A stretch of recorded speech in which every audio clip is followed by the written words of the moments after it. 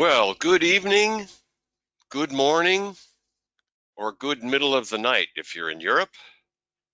If you're in Asia or Asia Pacific or in Australia or New Zealand, it's the morning or the middle of the day. This is the last webinar in a series of 4. Empowering yourself during COVID-19 with Seth and the Law of Attraction. And focusing on the immunity, creating more immunity and peace of mind with the power of thought. It would be fantastic, and I wish we were able to field questions and have general discussion about this, but time is uh, in short supply in this particular area. But if you are interested in having more of a general discussion, you're more than welcome to join some of the ongoing classes where we take closer looks at all of these topics and go a lot more in depth. And in this webinar, especially tonight, we'll focus in on a couple of areas, especially about what you can do in the waking state to not only look at your beliefs and ideas and emotions, but also to manage them and even change them to a more constructive belief set. And the idea is that as you change your beliefs, ideas, and a belief is just a hardened idea or thought, that you can actually change your reality. And that's what the law of attraction and Seth's view of you create your own reality is all about. So we're going to cover quite a bit of topic areas tonight, but we'll finish towards the end with some actual things that you can do on a daily basis, both in terms of your beliefs and quotes affirmations. We'll have a little bit of a discussion about those too. We've covered a whole host of areas, Rick and I, over the last 3 webinars. I must repeat and emphasize it's not in depth. It's not that the material necessarily is difficult, although you may find it to be so initially. It's that some of these ideas may be 180 degrees opposite of what we have been conditioned or trained in believing. So it takes a little bit of flexibility to look at our own beliefs, ideas, and emotions and actually work to change some of those. All right, well, let's have a look. So in this session, we want to look at empowering ourselves in the active use of our mind. So you do have, and I have, and everyone has control of their mind, although at times it feels like we just run like a mouse on a wheel. Thoughts just keep replacing ourselves. But when we take a closer and slower look at it, the reality is you can actually choose what to focus on. You can actually choose what to think about or not to think about. So there are choices in there to be made and focal points that anyone can use. More specifically, in times like this, where there's, quotes, a global pandemic, end quotes, where there's a virus running rampant throughout the world, how can we enhance our own immunity, health, and well-being, and also peace of mind with your own thoughts and your own emotions? So that's a little bit counter to what the official line of consciousness states, which is everything's random. There's little or no meaning in the universe or in our world, only the meaning that you can create for yourself, if that. And even then it may not last.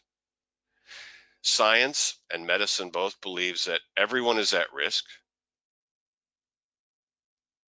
of catching this virus, even though not everyone has, and that everyone runs a risk in perhaps dying from this, although not everyone will. And in previous epidemics and plagues, many people lived and survived, even those treating the ill. And so what's that about? How can that happen if this is such a catchy thing? We'll have a look at that too. Your thoughts, beliefs, and ideas and your emotions are powerful. So from the create your own reality and law of attraction perspective, we create our own health. We create our own illness. The idea is that you either create your own reality or you don't. You can't have it both. You can't have it one way or the other. Well, you can have it one way or the other, but you can't have a mix of both. It doesn't make sense.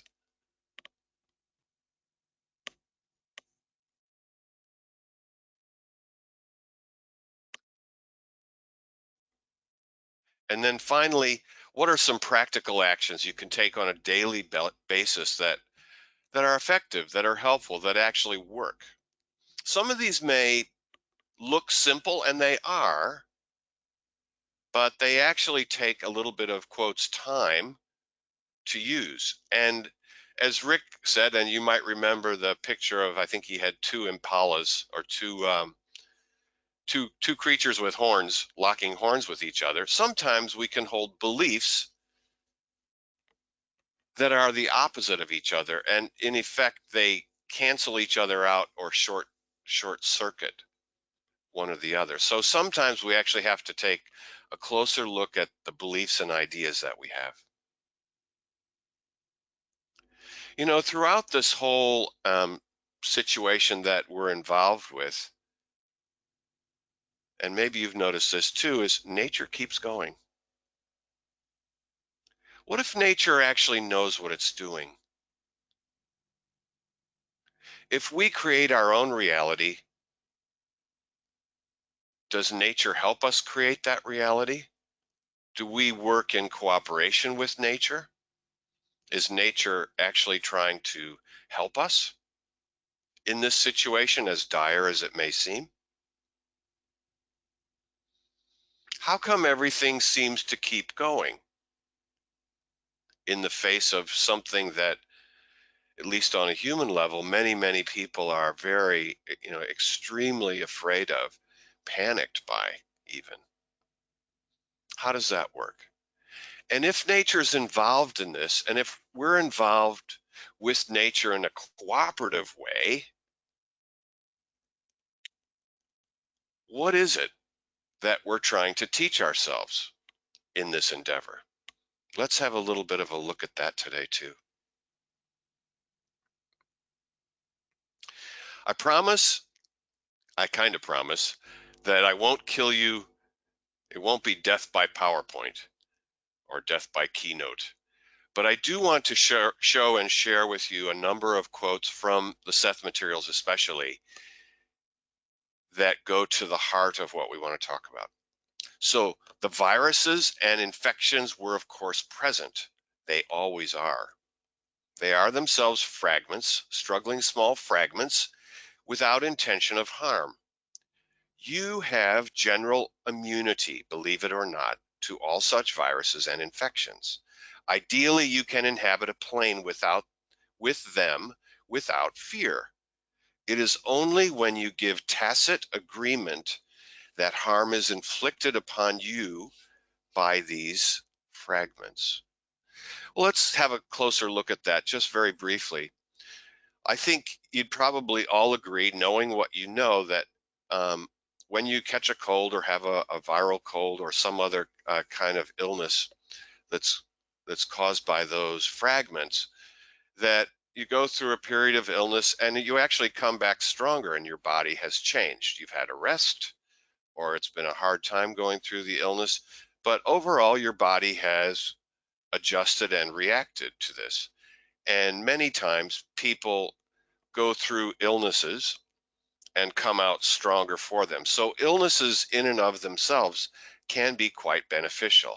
I just want to bring that to the forefront because it's something we kind of already know, but I think it's important to bring that forward and put it alongside the situation that we're currently in, which is, well, yeah, that may be the case. Most people recover, but there are actually many people that die as well. And that's something that we need to look at too. Why is that? Why are people dying en masse? So this is interesting. Just as a side note, this is from one of the very earliest sessions, session 17 of the first book. So way back in, I believe it would be 1963. So in it, he says, you actually have general immunity. So what happens so that it comes to pass that you don't?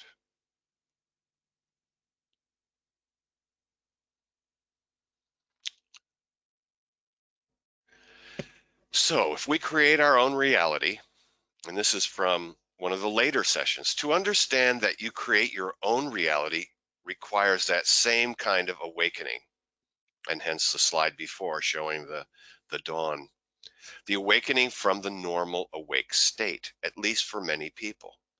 Some, of course, have this knack more than others.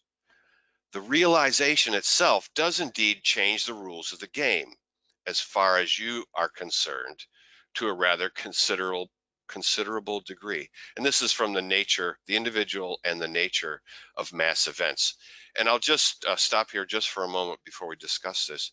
The Individual and the Nature of Mass Events is one of the later books in the Seth series, and it talks a great deal about epidemics, plagues, and mass events, and how we actually create mass events both individually and en masse in groups, large groups of people, and how that all works. But as Rick may have mentioned, I believe he did, if you are just hearing about the Seth materials, there really is an order to these, and we'll talk about that a little bit more later. But the general order is start with Seth Speaks and then read Nature of Personal Reality. And yes, there is an order. It's kind of a graduated material. So if you start with, say, The Individual and the Nature of Mass Events, it'll be a lot more difficult. I'll just put it that way. And really, it is better to start kind of at the beginning. It gives you a background, and it really goes into the laws of attraction, creating your reality, and also looking at other matters too, such as fears and birth and death and living. Okay. Just walking along a beach can have just such a nice positive effect, can it? If you stop thinking, maybe, and just kind of focus on the sound of the waves, the sand, the wind in your face, the salt air, the clouds going by, it can lead to what's called a disassociated state. And you walk down the beach and then you walk back and you notice you feel really good. And you can do that not just at the beach, but obviously in the forest, anywhere where there's a lot of nature around. Even in a place like Central Park, you can get that same effect. We'll have a little bit more of a look at disassociated states and their beneficial effect a little bit later. Um, so within the materials, I just want, because we're going to focus on some other areas, I just want to recall for you that within the materials, it's vast. There's 700 techniques, exercises, and suggestions, and I've just popped a few up at random, drawing upon inner reality for healing. We talked in the last session that I held about dreams and the beneficial effects that you can gain from not only recalling your dreams, but incubating and using your dreams for your own purposes, whether they be health or problem solving or creativity. So these are some techniques and exercises understanding that beliefs cause conditions, and by that he means health conditions. Starting healing with focusing on an innocuous or a small physical condition or a not serious one. Choosing between health and illness. Visualizing a symptomatic area as healed. Trusting the physician within. Engaging in diversions. How to help another person heal. And considering your thoughts as nourishment. And then finally, on this particular small list, is requesting a series of healing dreams. Again, this I just wanted to expose you to how much is in the materials.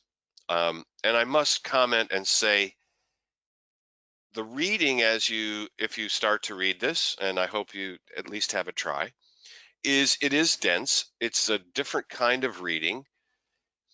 For me, my experience, and it's similar with others, is that you read a few paragraphs, you kind of go, "Hey, wait a minute, what did I just read? Like, what was that?" And you go back and you might have to read it again. So I often find myself having to read a few sentences over and over, actually think about what's being said. So if you're a bit of a skimmer, you might need to slow down a little bit. Okay. The fear that blocks that energy can indeed be dissipated if new beliefs are inserted for old ones. So again, we return to those emotional attitudes and ideas that automatically promote health and healing. This part's important. Each individual is a good person. An individualized portion of universal energy itself, or Rick used the term all that is. Each person is meant to express his or her own characteristics and abilities. Life means energy, power, and expression. And those beliefs, if taught early enough, would form the most effective system of preventative medicine ever known. Let's stop there just for a second. Seth he never exaggerates, right? And if anything, he understates things. So for him to say something like the most effective system ever known, and he's referring to the beliefs just above that sentence, that each person is a good person, not sinful, like many religions teach, and that you are a part of the universal energy. You are part of all that is. You are a mini God in training. You are creating your own reality. And that each person is meant to express your own interests, your own likes, your own dislikes, your own abilities. So life's an expression, not a repression. And it means being able to use that energy and that power and that expression in the ways that are unique to you. The whole idea is, and he goes into this in some depth, especially in the first book, Seth Speaks. You came here with a bit of a blueprint. Your birth was not an accident. It's not an accident you were born into the family that you were. It's not an accident that you like to do the things that you do or dislike the things you do. You have chosen these, and it's up to you to use those attributes, characteristics, and ability to the best possible extent that you can. So he goes on. We can't generalize over much. And in this particular one, he's talking about people dying, death and dying. But many persons know quite well that they are not sure whether they want to live or die. As in almost all cases of disease, however, if it were possible to have a thought transplant operation, the disease would quickly vanish. So that last sentence, I think, is amazing. So look, we can't have thought transplants, not that I know of, although wouldn't that be interesting? He's trying to get across, obviously, the idea that disease would leave us if we were able to change our thoughts and our ideas and beliefs, the disease would quickly vanish. So he's saying in a roundabout backwards way, if you change your beliefs and thoughts and ideas, you can heal yourself. All right. I just wanted to put this up. It's obviously a photo of a young woman who has just painted this picture of this is my dog Tucker, and it's amazing. She just used her ability and whack, whack, whack within an hour or two. Not even that. She whacked out a nice little painting, which I think captures Tucker quite well. And isn't it true in our youth, especially when we're young, we are still forming beliefs and ideas about things. We don't know that we can't do stuff, so we try all kinds of stuff. We try painting, we try sports, we try solving puzzles, we play lots of games. It's amazing what young people can do, especially when they have no limiting ideas or beliefs. But you put older people in an art class and they revert to doing stick figures. It's like it's quite interesting of that, and because they have ideas, and maybe you can relate to this. Oh, I'm not an artist, or it might be in another form, another creative form like music. Oh, I'm not a musician. But if gotten to in a young at a younger state, young people love all this stuff, and they can easily develop some of it with a little bit of coaching and training. So, this current situation, we talked a little bit about this earlier. Why, and this language isn't the greatest, I admit. Why are we creating this? Which, when I say we, it means are we as individuals creating this crisis of a virus? And why would we do that? Why are we creating this? Why would we even submit to creating a situation where many people would die? We'd actually close up businesses and work and all kind, have ourselves go inside, do all the stuff that's happening. Well, Rick talked a little bit about this in one of the earlier webinars. What are the current conditions on our planet? What, if we looked at it on balance, well, on balance, there's a lot of people who really have bad conditions. They're in oppressive situations. We talked about political situations where people living under dictatorship, but it might be physical situations too, where there's too many people living in one area, or it's too crowded, or there's not enough to eat, or the water isn't the greatest, or where there's little opportunity to do the things that you really want to do in your life and using the skills and abilities that you have or that we have. And so what Seth says in many of the quotes from the individual and the nature of mass events is that when conditions become intolerable or so bad, and especially after there have been protests or there is a great deal of apathy or depression about the situation and things don't look like they're going to change, we will en masse create a situation which forces us to look at and to ask ourselves questions about what is going on. So that's what it means to live in a meaningful universe.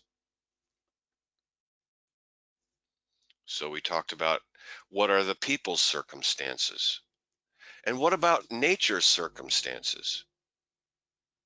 Everyone's seen photos of, say, whales, large groups of whales that have beached themselves and they die, and there's no way to save them. And even when you try to save them, get them back out to sea, they come back in and die. So can death be a mass statement? Absolutely. And we talked a little bit about how in the dream state, we work to see our beliefs and ideas. We meet up with our inner self. Well, we also meet up with all the people in the world. There's a deep level of dreams where we connect with each other, and people make decisions about how they are going to live and how they are going to die, and what role they will play in the drama.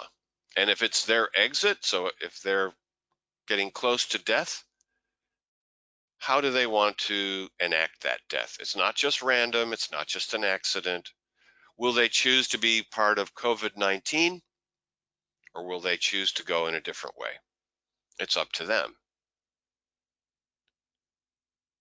And they make that decision. And nature is the same. So, what is the current state of play with nature? Are we replenishing it? Are we working with nature or taking advantage of it to a large degree? Are we subjugating it?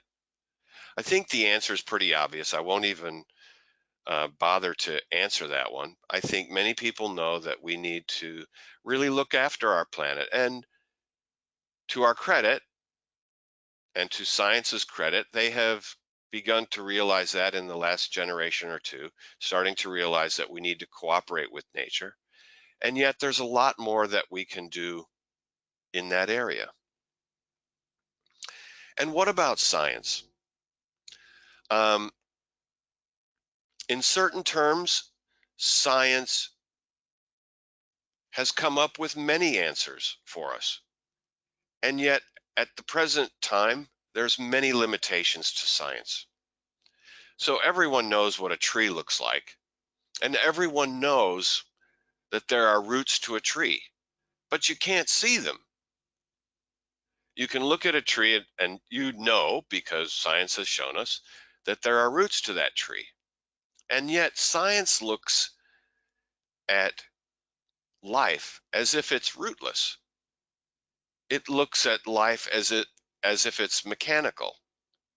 It looks at life as if it is the survival of the fittest, that it's a dog eat dog world, and that we're at the mercy of our genetics.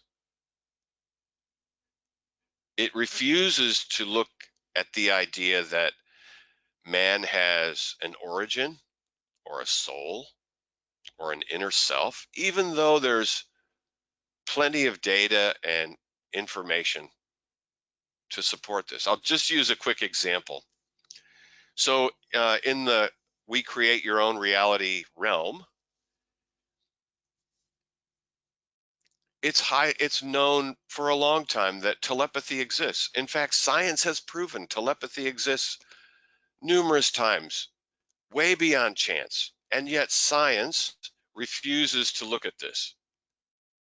As another example, there are many, many indications and stories and YouTube videos about people that have direct links to the past. They know all about their previous lives, and lots of data there. However, that is still very edgy and very not to be believed by science. So the idea that we live multiple times, and in Seth's view, we have simultaneous lives, that view is not taken seriously. But I'll just use this as like, if you start to record your dreams, over time, you'll start to see quite a lot of evidence as you record your dreams of other simultaneous selves that exist at the same time, and you are connected with them. And what about medicine?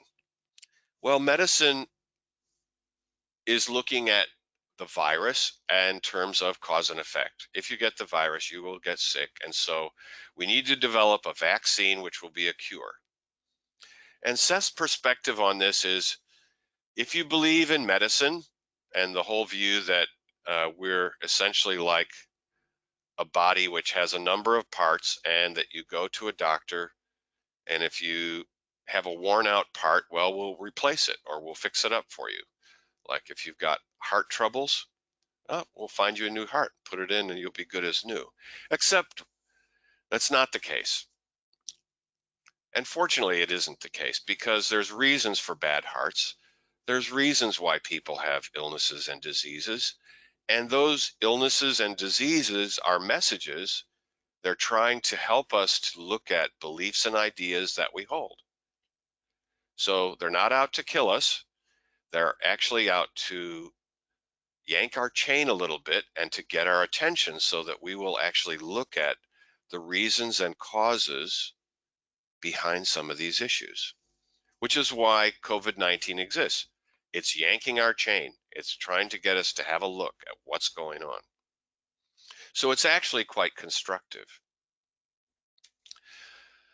What do we say about religion? Well, there's a lot that can be said, but briefly, unfortunately, many religions, if not most, believe that either man is evil or tainted or flawed, and the only way to be redeemed is by ascribing to a set series of beliefs. And you have to belong to this particular group too, and do all these things, and also believe in your own guilt rather than your innocence. And rather than believe in your own godhood, most religions believe that God is separate from you.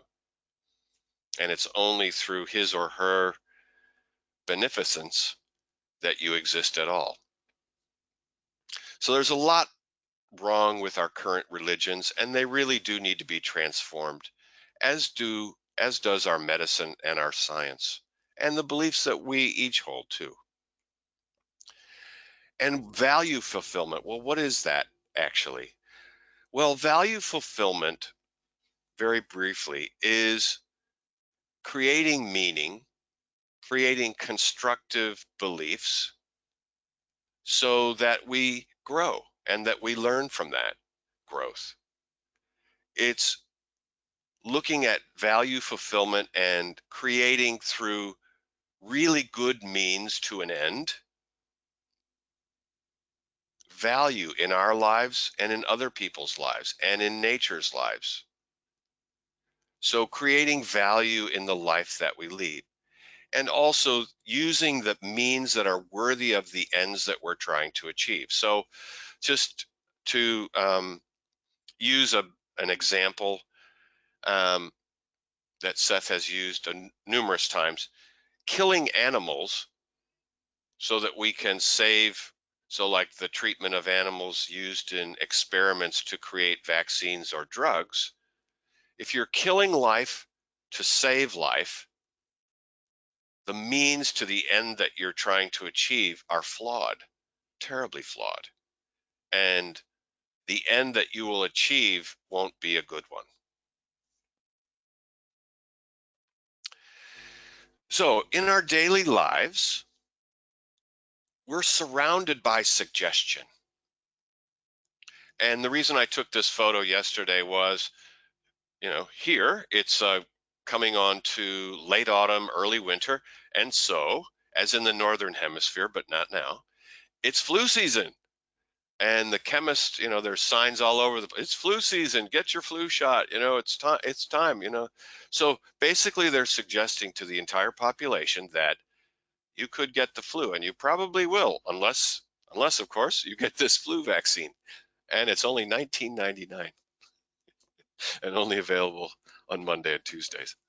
So it's just a very low rent example of the suggestion that we are constantly bombarded with about health, illness, disease, and there's tons of suggestion regarding COVID-19.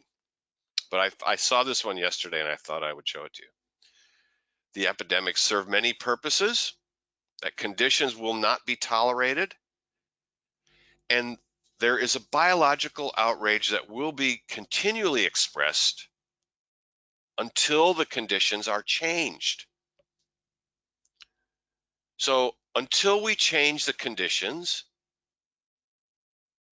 we can expect perhaps more of the same.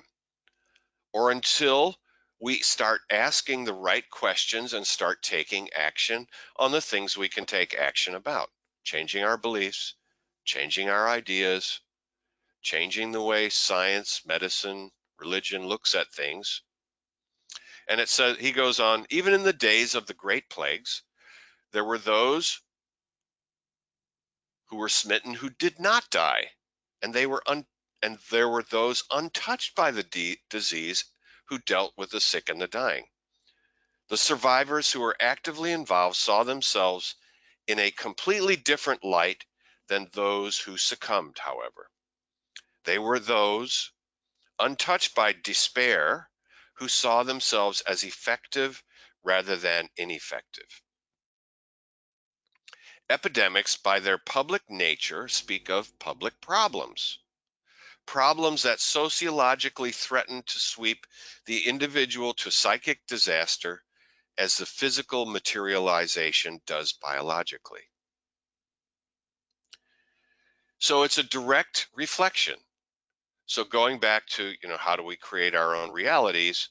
And when we see a mass event like a virus that seems to be running, quotes, amok, well, we actually activate, and not in a random way, we activate viruses to become, quotes, deadly when you have great apathy or great despair or great despondence, or you're considering dying. So it's no wonder that the virus can become the mechanical or the functional means by which you die. It's kind of like, this is a bad example, but it's the best I can do for right now. It's like, you feel, you really have been despondent for a long time, and you go, I've had enough, and you go walk in front of a bus. It's a bad example, as I said, but, you know, it would be like blaming the bus for killing you. Yeah, the bus killed you. Yeah, for sure. It hit you. But in this case, it's the virus. Like, you can't blame the virus for your own death when you're despondent, despairing. And look, I know this is part of a larger discussion, and you'll say, well, what about younger people? What about people that looked healthy and so forth and so on? And we could carry that discussion on. I invite you to join the class, and we can do that. And we can address that more fully. All right. So our challenge is to change our beliefs, thoughts, and emotions to a more constructive position. So we've created a crisis so that we can solve it, so that we can grow from it. It's not just a random thing that's happening. It's meaningful. And the beauty of nature is meaningful too. And really, it's a respite for us. And it's also a way to get into a disassociated state just by looking at a simple flower. Let's take a close look now at death and life and birth. So in our current culture, death is, generally speaking, by most people, is feared. It's probably one of the biggest fears that there is, that people carry with them, the fear of death, and dying a horrible death, like suffering. No one fears birth because you've already done it and you don't really remember it anymore. But according to Seth, birth is actually more of a struggle than death is. And he tells us we've actually lived and are living many times, simultaneous time, simultaneous lives that we're all connected to, and that we all have actually died many, many times. Let's see what he says about that. I'm speaking generally here, for remember, your individual beliefs, thoughts, and emotions cause your reality, so no person dies ahead of his or her time. The individual chooses the time of death. All right, let's stop here. Obviously, he does not mean consciously, right? It's not like you wake up one day and go, today I think I'm going to die, It's not like that. What he means by this is, generally speaking, and there are exceptions, you as you reach towards the end of your life, you start to feel yourself, you're kind of ready to go. You know, you've done most of the things or all of the things that you've done, and you're more or less ready. Now, there are exceptions, and Seth goes into these in great detail, especially around young people and the meaning of people dying at a younger time. I won't go into that now, but it's a fascinating read, and you'll find that within Seth Speaks and Nature of Personal Reality. I am here to tell you that I have survived physical death, and that you have survived physical death time and time again. Don't be afraid of old age, you who are so young, for you have been old many times. And you who are young now, and you learn from each lifetime, as indeed you shall learn from this lifetime. And again, this is one of my favorite quotes of all time. You are as dead now as you will ever be. Now, if you understand that remark and think about it, you will understand much that is behind what I've said tonight. And then the student says, then we are as alive now as we've ever been? Indeed, except that in this focus in which you are now involved, you are not focusing on the full potential of your vitality. I will be strong and exuberantly healthy until the day I die. So that can be a belief and also an affirmation in a way. And if you want to take a picture of that or write that one down, and you might want to say that to yourself on a daily basis, even just for a few seconds. I will be strong and exuberantly healthy until the day I die.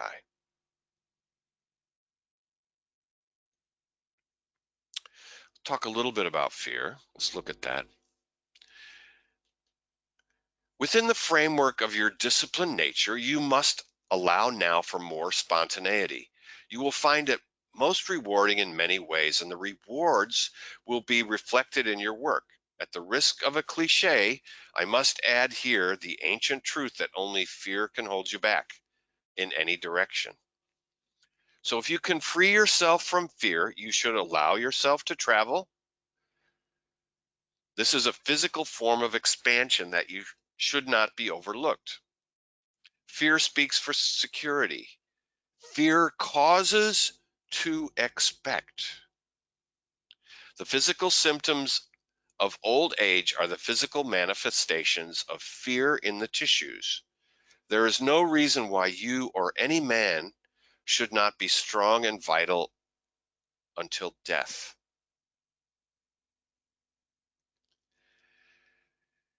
All right, let's go through a couple things. Allow yourself to travel. Well, if you have the means to do that, fantastic.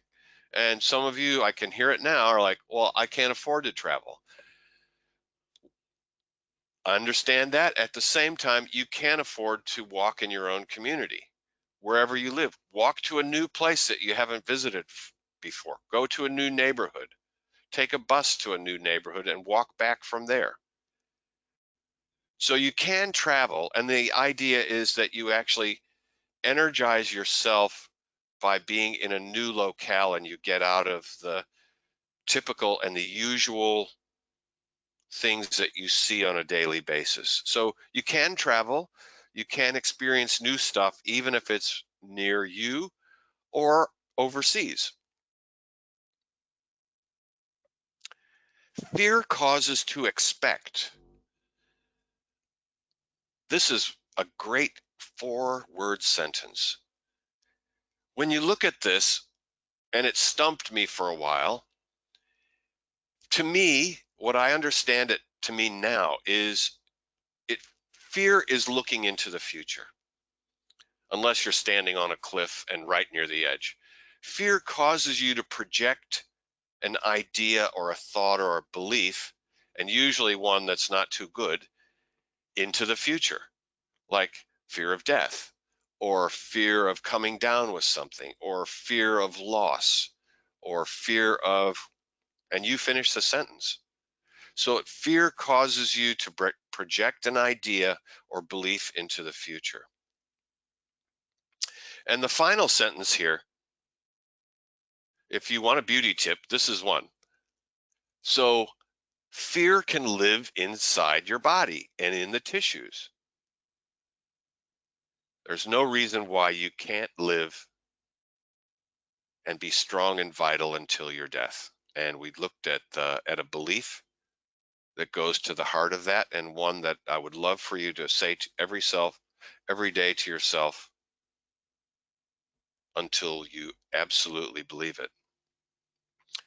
So we get into some of the practical stuff now, the creating solutions with your mind. So in this particular piece, Seth actually went, and it's one of the very few places within the 1.4 million words that are in the materials where he actually lists out a number of steps. So here's the solutions, and perfectly applicable to our current situation. Begin to live in the present as much as possible. Become as aware as you can of present sense data. So if you're being afraid or projecting into the future, get focused on the here and now. Or if you are in pain, for example, you concentrate on that sensation alone. You're ignoring the feelings of ease that are maybe in the other parts of your body. Here's an example. You've got a cold and you've got a sore throat, and that's the thing that's really bugging you. But the rest of your body, may not feel great, but it's kind of okay. You know, everything else is kind of okay. Well, his focal point and idea here is get your focus off of your sore throat and into another area of your body, or distract yourself by focusing on something else, whether it's reading a book, watching a video, whatever it might be, focusing on nature. This procedure will immediately lessen the pressure of the problem itself, whatever it is, and give you a sense of refreshment. So for example, you could go look at old pictures in your either in your camera or in your collection of the times when you really had a great time or you had a trip. And immediately you'll be drawn to the feelings that you experienced there. Sorry, just want to go back. So here's a phrase that you can use. It's a belief. I will allow myself to be joyful and happy most of the time in the spacious present. I will allow myself to be joyful and happy most of the time in the spacious present. So again, this is one that you can use on a daily basis. And if you've never done any belief changing exercises, or some people call them affirmations, though they're actually quite different. If you've never tried this, I invite you to try this on a daily basis, just for a few minutes a day, and start to use some of these on a regular basis. Don't let a day go by. Maybe try to do it, if you can, first thing in the morning. So for me, if I get out for a walk or go for a run or a bike ride or whatever it might be, you might be on a treadmill, whatever it is, maybe take 3 or 4 minutes, 5 minutes, 10, if that. It's a short job, and just repeat these with a little bit of emotion to yourself and start to see what will happen over time. Now, it is true, as I talked about before, if you have the opposite belief, uh, life is a valley of sorrows. Everything always happens to me. I'm a bad person. Like, if you've got those other beliefs and ideas in your mind and you believe those, they kind of conflict with each other, don't they? Like, how can you be joyful and happy when you're a sinner and you feel guilty? So yeah, so some gardening work needs to be done. So excising or taking away some of these old beliefs or ideas that we were given or raised with, that we assumed somehow, may need to be done. The second one, refusing to worry. This fits in automatically with the first step, of course. Tell yourself that you can worry all you want tomorrow or on some other occasion, but resolve not to worry in the present moment. So here's the quote, and I'll actually add to it. So listen to this. I reject and discard all unconstructive fears and worries. I refuse to worry about anything. I will imagine the best possible outcome. I'll say that again. I reject and discard all unconstructive fears and worries, and I absolutely refuse to worry about anything. I will imagine the best possible outcome. You will find if you do this on a regular daily basis for the next several weeks or months, you will begin to catch yourself when you are worrying, or what I mean by worrying is focusing on something that really has kind of a negative view or unconstructive belief or idea. You can catch yourself. And so if you catch yourself, you can actually stop and you can change your focus. I will imagine the best possible outcome. So using your imagination, and if you're visual, like imagine a good outcome. Imagine yourself healthy in 3 months' time. Imagine yourself achieving the new job that you want to go for. Imagine yourself traveling overseas. Imagine yourself being more happy, more content, or being more in action. Start to use that imagination. And the third one, when your thoughts do touch upon your particular problem in that present moment, imagine the best solution to the dilemma. So that's what we were just talking about. Don't wonder how or why the ideal solution will come, but see it as accomplished. So see the result. If you're not great at visual imagery, and many people, not many people, but some people are not, they find it difficult, get the idea or the feeling that you would have if you're more of a feeler. Get into the feeling that you would have if you had achieved that objective or had that solution occur.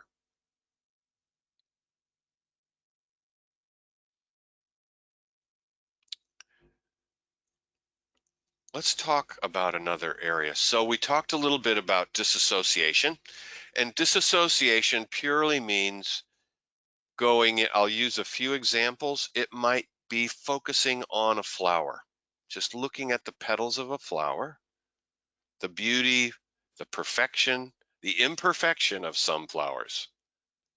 It can be a plant. It could be a tree. It could be looking at the sky. Remember when we were kids, we used to lay on the ground or on the grass, and we'd look up and watch the clouds go by. And we used to play with the clouds like, oh, look, that one looks like a horse. Or look at that one there. Like there's only one cloud in the sky. Must be a spy cloud. So we allowed ourselves to really disassociate from all our usual day-to-day thoughts, cares, and worries, and just get in with nature. And this is actually extremely healing and extremely helpful. And you can do it every day. You can take a walk every day, whether it's even if you live in a city, you can get to a park or be by the riverside or be by the lake or by the pond, and you can immediately start to disassociate. Really helpful. Disassociation will blot out negative suggestions, and it is extremely beneficial, and it's not difficult. Again, I said earlier, this is not hard stuff, and you've always known this. You're saying to yourself, yeah, I know this stuff. Well, yeah, but do you do it? Is my question back to you. So start to do stuff you know is helpful, a walk in nature, listening to soothing music, just laying on the couch. So for me, I'll just use it myself as an example. When I do disassociation 10, 15 minutes, it's called psychological time or psi time. You can learn to do that if you start to read some of the Seth books. It talks about it in there. You can simply look out and suggest to yourself that for the next 10 or 15 minutes, I'm going to completely relax. let my mind go wherever it wants to go. I'll just look out the window at that tree and watch the leaves flutter in the wind, listen to the sounds. If I fall asleep, fantastic, great. I don't mind at all. Have a little bit of a nap. So that's just a really easy example. You can watch a candle flame.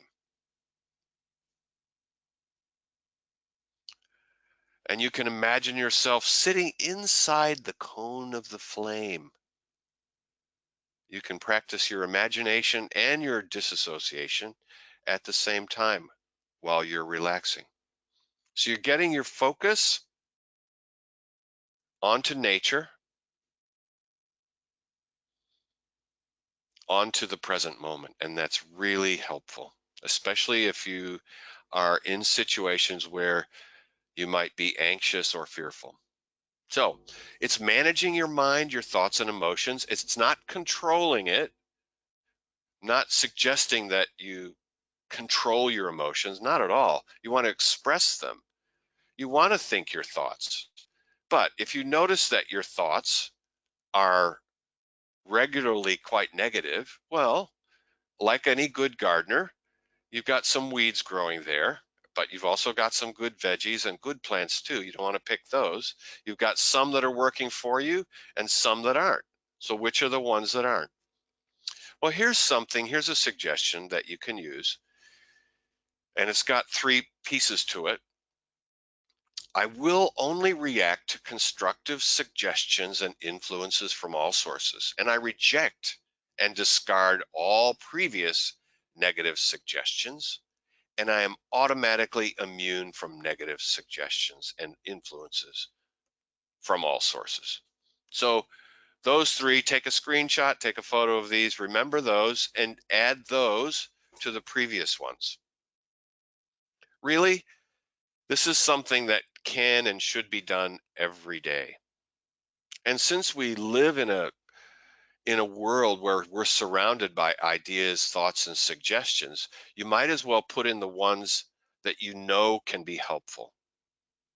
So at the bottom here, Seth says, when you find yourself facing such negative images in your mind and projecting them into the future, you should at once mentally wipe out that image and replace it with a constructive one. So if you're going, oh, this is all, I'm going to end up dying, or I'm going to end up, sick and in bed for months. He's saying, if you catch yourself doing that, which you can, well, wipe it out and replace it with one where you're actually active and satisfied and happy and enjoying your life. Pretend. Start to use that instead of projecting negative images forward. Okay. So we're about to wrap up shortly. These are the first two books. If you haven't got a copy of them and are interested in this, if you found this interesting tonight, maybe get a hold of Seth Speaks, read the first 3 or 4 chapters, see how you go. And if there's a take there, obviously carry it forward. And then we do offer the classes.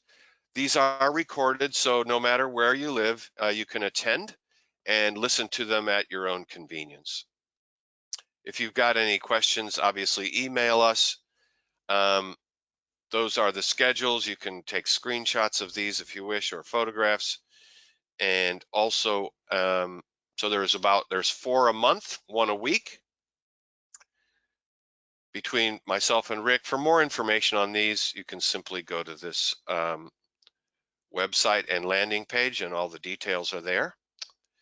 So we've gone through a lot tonight, or this morning, or wherever you are, your time zone. We've looked at affirmations of a particular kind and constructive beliefs. We've actually looked more at the constructive beliefs. Those are the last things that we looked at. Affirmations of a particular kind.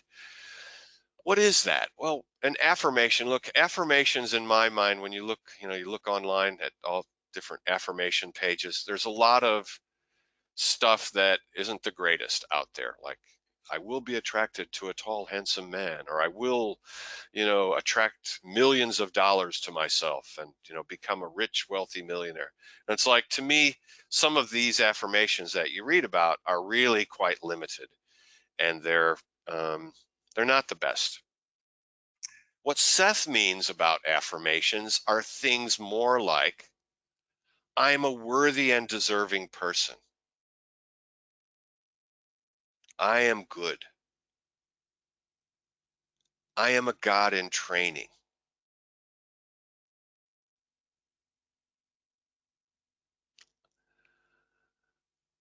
I am worthy. I am a worthy person. I am worthy. I am worthy. I am worthy of giving and receiving great love and abundance in all areas of my life. I am worthy of living a meaningful and extraordinary life. I give myself full approval and love to all portions of myself. So those are affirmations, those are examples. Those aren't all of them, but those are some. The idea is that you are affirming yourself, who and what you really are. So I want to close tonight by I want to read just a short paragraph. And this comes from the very end of The Individual and the Nature of Mass Events. And it was done during the time, quite a while ago now, but actually not that long ago, when we were putting men on the moon. So to some extent, you participated in putting a man on the moon, whether or not you had any connection at all with the physical occurrence itself. Your thoughts put a man on the moon as surely as any rocket did. You can become involved now in a new exploration, one in which man's civilizations and organizations change their course, reflecting his good intents and his ideals. And you can do this by seeing to it that each step you personally take is ideally suited to the ends that you hope to achieve. You will see to it that your methods or the means are ideal. And if you do this, your life will automatically be provided with excitement, natural zest, and creativity. And those characteristics will be reflected outward into the social, political, economic, and scientific worlds. This is a challenge more than worth the effort. It is a challenge that I hope each reader will accept. The practical idealist. When all is said and done, there is no other kind. And I wish each of you success in that endeavor. So, the practicing idealist, I wish you the best in creating the reality that you desire to create for yourself. Good evening.